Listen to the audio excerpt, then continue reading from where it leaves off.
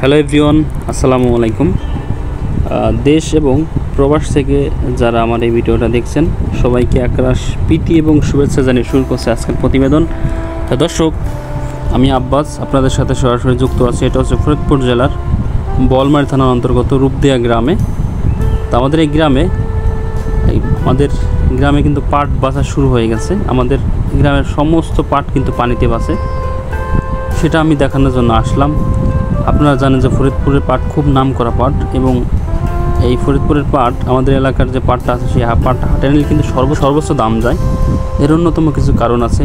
কারণ দেখেন দর্শক, আমাদের এই পাটগুলো অনেক পানি থাকার কারণে পানিতে কিন্তু এই পাটগুলো বাঁচে। পানি কিন্তু একদম নিজের টকটকে পানি, যার কারণে কিন্তু আঁশটা অনেক সুন্দর হয়, জিলাটা অনেক ভালো হয়। এই জন্য দামও সবসময় বেশি থাকে, বাজার ছাড়া 200 টাকা কিন্তু বেশি থাকে আমাদের এলাকার পাটটা। তো এটা দেখানোর জন্য আমি আসলাম যে কীভাবে পাটটা বাঁচে, কীভাবে এই পাটকাঠিটা 400-500 টাকা মন বিক্রি করে। অনেক দামে কিন্তু বিক্রি হয় আমাদের এই পাটকাঠিটা, একদম পরিষ্কার পরিচ্ছন্ন।